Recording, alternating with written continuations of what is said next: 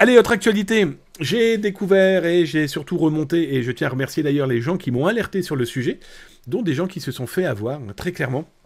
Je vous ai mis en ligne sur Zataz un article sur une arnaque à l'immobilier, au prêt immobilier en cours. Je vous mets d'ailleurs l'URL là dans le chat.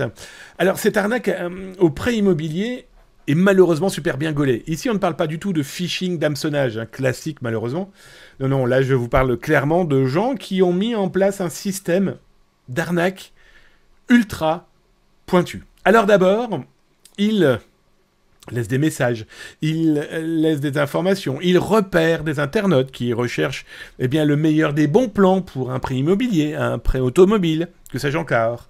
Et toujours est-il que... il était bizarre le encore, ok.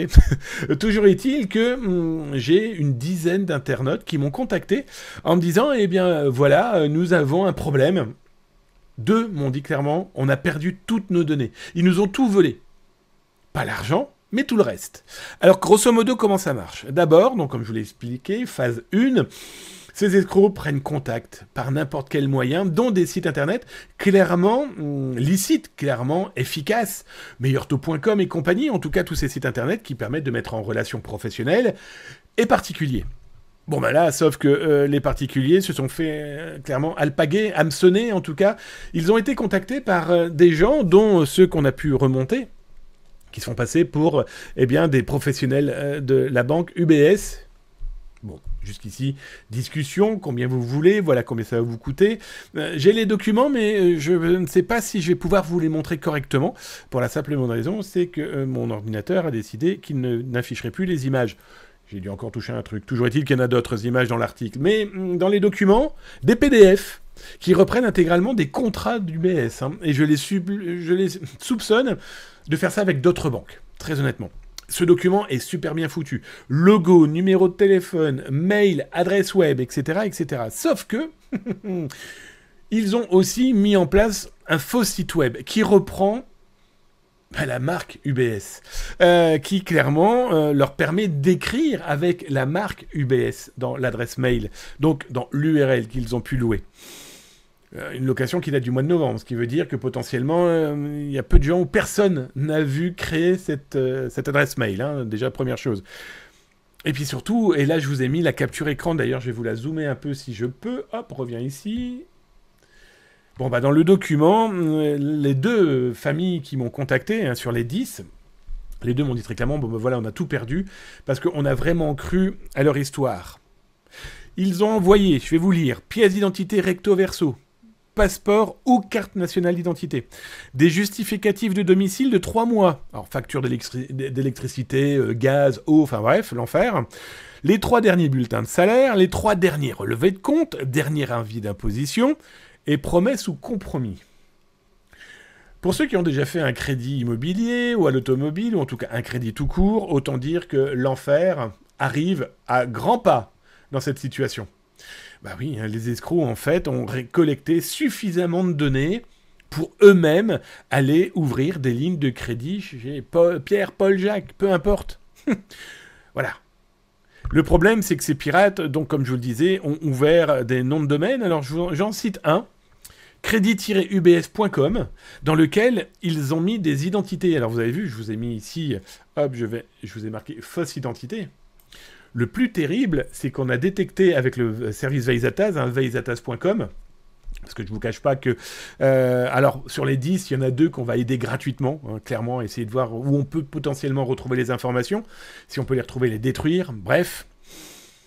Dans les fausses identités, il y avait aussi des vraies identités d'employés de la banque UBS.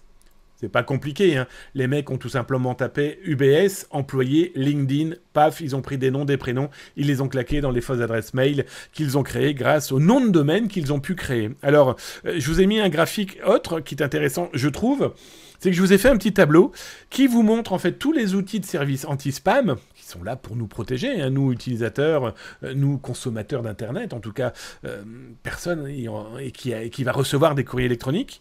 Bon, comme vous le voyez, hein, il n'y a que 2 outils anti-spam qui ont détecté que l'adresse était usurpatrice. Les autres, ils ont dit « Ok, ça passe. Ça va changer. Il faut l'espérer. On reparlera de ça jeudi. On va voir si au moins le double a vraiment là mis stop, une barrière et surtout une alerte sur tous les outils qui sont utilisés pour les anti-spam, en tout cas bloquer ce genre de messages. Mais bon, là, je vous cache pas que les gens là, ceux qui ont perdu leurs données, ça craint. Ça craint très clairement. Donc là, on leur a donné, avec le service Veille Zataz, on leur a donné donc des conseils. Donc là, on leur a offert 2 veilles à vie. Voilà, oui, Zataz, le service Veille Zataz, hein, veillezataz.com si ça vous intéresse. On propose maintenant un service veille à vie, parce que notre outil, on est capable de le faire. Bon, bah eux, on leur a offert à vie, parce que malheureusement, il va falloir changer les pièces d'identité. Super, certes, mais leur tête, leur nom, leur date de naissance, etc., ils pourront plus jamais le changer. Mais c'est déjà ça. Justificatif de domicile, ça craint du boudin, pardon du terme, de vieux con, mais... facture d'électricité et autres, il y a énormément de données dedans, dans ce genre d'infos. Je vous parle même pas des bulletins de salaire, je vous parle même pas donc du numéro de sécurité sociale qui est inclus dans les bulletins de salaire. Bref, ça pue très très clairement. Bref, alerter, il faut que j'arrête avec le mot bref, hein, je sais pas, j'ai dû en acheter un paquet. Toujours est-il que alertez vos proches, vos amis, les personnes dont vous entendez parler qu'ils sont intéressés par un prêt, ils cherchent un prêt. Voilà, des collègues, même des gens dont vous n'avez pas une amitié ou une proximité, voilà, n'hésitez pas à faire passer le message. Utilisez le lien de l'article. Je ne cesse de le dire, hein, mais s'informer, c'est déjà commencer à cybersécuriser, puis alerter les autres et les protéger. Alors souvenez-vous, si vous suivez la Zataz émission, mais si vous lisez aussi Zataz sur zataz.com, je vous ai parlé de cette arnaque que j'ai mis à jour autour, eh bien quoi, de faux prêts immobiliers, par exemple de la banque USB. J'ai détecté 2 autres banques, on en parlera plus tard, je suis en train de finir à tenter de remonter, en tout cas tout le business. Certaines fois c'est facile, d'autres fois ça l'est beaucoup moins, et bref, et je ne vais pas en parler maintenant parce que je voudrais pas que ça disparaisse. Tant qu'on n'a pas terminé. Donc souvenez-vous, je vous ai parlé du BS et je vous avais expliqué que eh bien, des gens s'étaient fait voler l'intégralité de leurs données personnelles parce qu'ils avaient clairement cru... Alors je vais essayer de vous mettre ça là comme ça. Hop, c'est pas du tout lui. C'est pas du tout... il a spoilé ce qu'il voulait pas montrer tout de suite. Alors je sais plus du tout. Ouais, je suis paumé, hein. Voilà.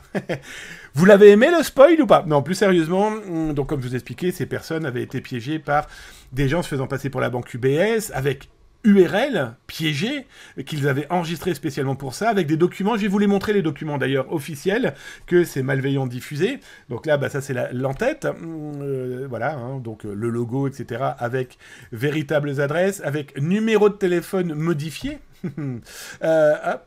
Toi, tu t'en vas. Donc là, voilà, ça c'est... On pouvait contacter Laura Muller avec un numéro de téléphone bidon.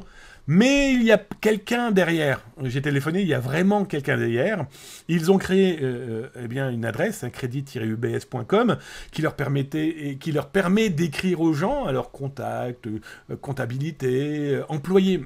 Ce qui est complètement fou, c'est que dans les mails qu'ils ont envoyés, il y a des vraies identités d'employés existants.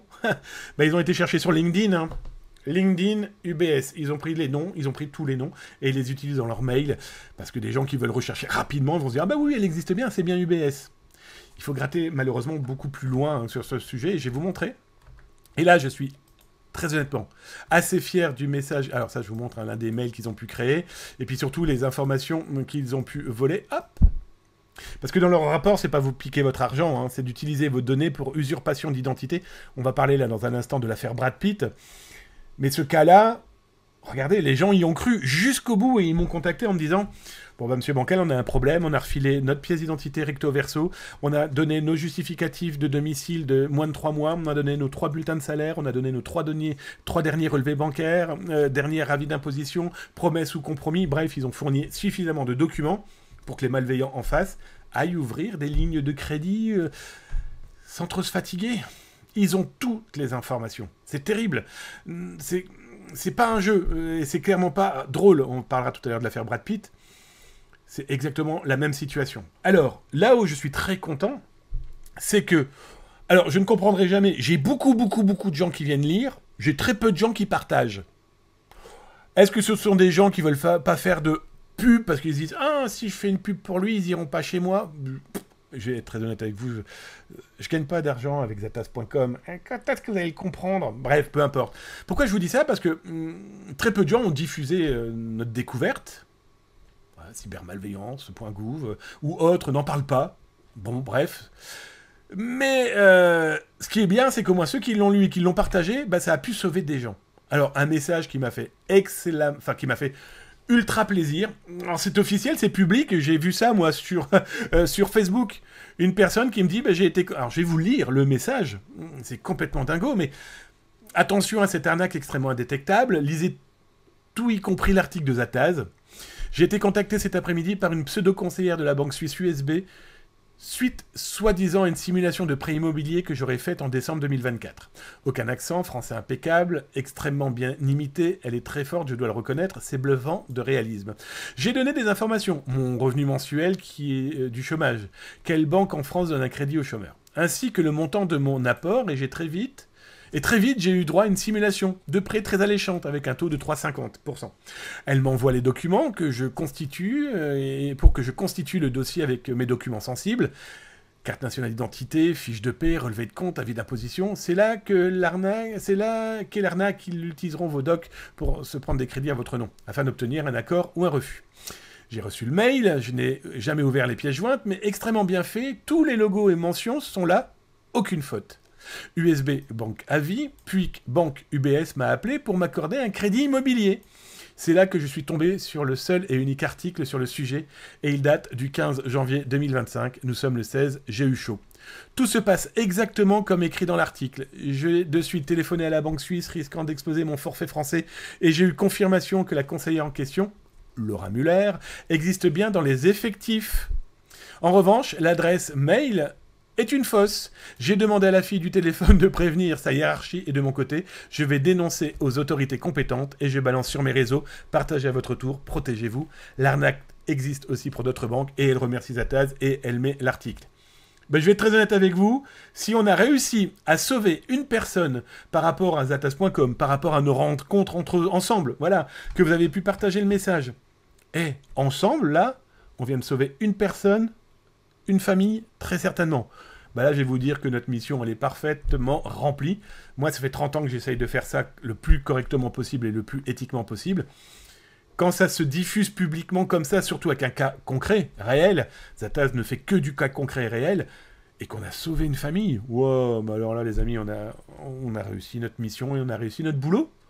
Et notre mission, c'est juste d'être des cybercitoyens. On est bien d'accord ?